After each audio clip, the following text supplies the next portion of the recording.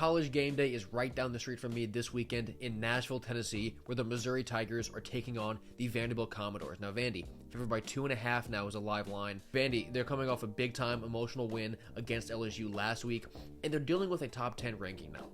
That's not something that we say about Vanderbilt really ever. So my first thought was, how are they going to deal with that success? How are they going to handle being a top 10 team? Then I remember this is Clark Lee and Diego Pavia leading the charge. They probably don't even know that they're ranked. I am not worried about Vanderbilt coming in with a chip on their shoulder at all. And for Missouri, they won that absolute nightmare of a game at Auburn, now also 6-1, and they're trying to make a statement on the road and prove that they are truly a contender in the SEC and they can go win some of these bigger road games against teams that are not Auburn.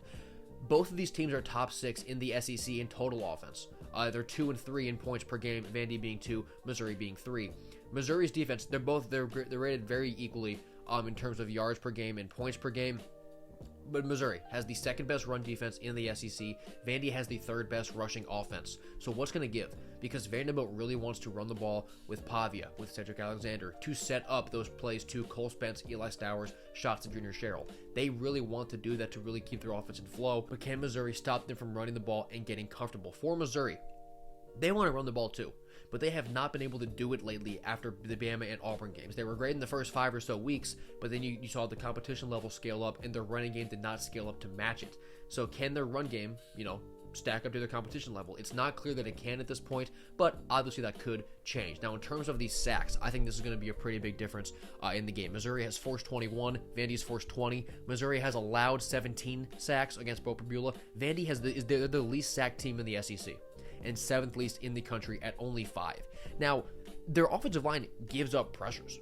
Like, they're not a good team in terms of limiting pressure. Pavia is just so quick and so, he can get out, he can make quick decisions where he doesn't get sacked. So if Missouri's pass rushers are in fact getting downfield, but not getting the Pavia, that's going to open up running lanes for Diego to go downfield, maybe help bust a coverage for a big play for the Commodores. Who needs it more? Who's more desperate? I think that Vandy at home is not going to be out-desperated. I think Missouri's going to come in, not necessarily back against the wall, but they know it's already a loss. If they lose this game, they're out of margin for error, so they're going to come in swinging. But Vandy is not going to be out-desperation, especially at home with that roster makeup that they have. Missouri showed a lot of cracks on both sides against Auburn. I think Vandy can exploit them. I will admit, the betting market side of this is scaring me, but I'm going with my gut. I'm going with Vandy to move to 7-1 and get another ranked win at home this weekend.